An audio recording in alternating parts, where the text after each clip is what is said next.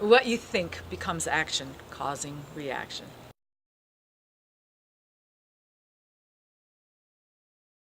You're published now, so now what are you doing as far as, I know you're still working That's a full-time. whole new job once you get published. Okay. Ooh, man. Yes. The amount of work associated with just, keep getting your name out there and getting your work out there and keeping it out there once it gets out there. It's stunning to me how you have to now put on a marketer's hat. I mean, how many writers went out there and said, I want to be a marketer? Most of us are introverted and would like to, stay in our cozy little hole behind our computer screen, like making the characters talk to each other, not go out and meet, 100 people that you've never met before. You suddenly have to learn how to overcome shyness and speak in front of groups. I mean, the public speaking thing is huge. Public readings. I mean, we say we like to go to them, but did you ever think how difficult it would be to get behind a microphone and read your work and see real-time response play out on people's faces, while you're reading your blood, sweat, and tears. So it's important to do the legwork and to get the information and then to go out there and beat the bushes. There are different schools of thought. There are other folks who are extremely successful on Amazon who will say, don't waste a single minute going to conferences, or don't go to the LA Times Festival of Books because you're only going to sell one book and you're going to hand out 25 postcards and no one's going to be interested in your book. There's some truth to that. And they say your time is better spent writing your next book, because if you just keep the material coming, you're going to be more successful selling. And I haven't really found my right balance yet for that. I've got so many requests and opportunities to do book signings and readings and things like that. It's kind of hard to say no, because I want to get my work out there. I've done so many just conventions and conferences and stuff over the last 2 months. It's all a blur at this point. For me, again, genre fiction, sci-fi, fantasy, horror. So I did a book signing at WonderCon. I did a book signing at BayCon. I'm going to be doing, hopefully, a book signing at the Los Angeles Science Fiction Convention over Thanksgiving weekend. So I am definitely hitting all of the conventions that I would otherwise be at anyway. For most of these, I'm doing it in conjunction with the Greater Los Angeles Writers Society. So I am purchasing my spots at the tables. And it's going to be a great day when somebody wants me to come do a signing, and it's not going to be me arranging it and doing the legwork to make it happen. Well, I mean, we have some really great writers in the 80s to thank for that one, because there were a lot of really ambitious authors back in the 80s who were like, this isn't enough. I want to beat the bushes and get more exposure than my publisher and my agents and such are providing to me, so I'm going to do this myself. And the publishers went, wait, we don't have to do this for you?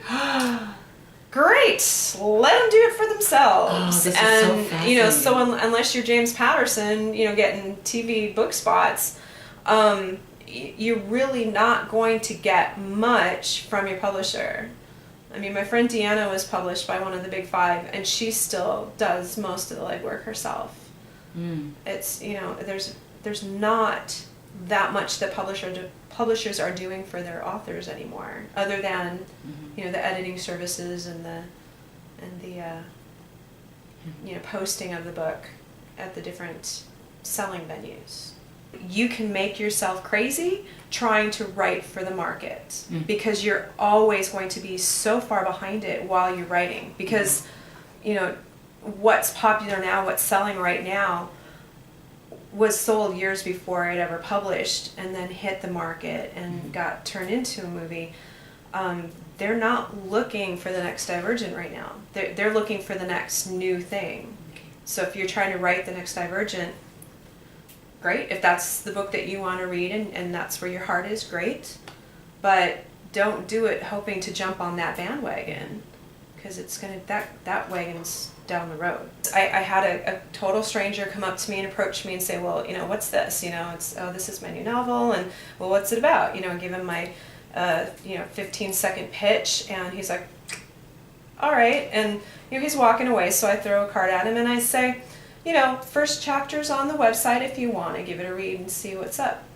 So he's like, all right, thanks, tucks it in his pocket. I watched him go sit down in a corner and pull out his laptop and hook up to the Wi-Fi because I know what he was doing. He was reading that first chapter, and he popped shut that laptop and he came straight over the table and said, I'll take one of those. Oh, I love this. So I love this. This is great. it's, you know, what it means is that he found something in the opening of that book that made him want to keep reading, and that's all that I ever would have hoped for. And he immediately bought a copy and took it with him with a big grin on his face. That I truly believe is the reason that I do all of this. Other than that, and to, you know, get the voices out of the head so that they don't, you know, start working out little nefarious things for me to do other than tell a story. A lot of writers will say that they're, you know, doing it for the art or self-expression. You know, all of that is true. But that exchange with that one person, I think, sort of tells everything for me.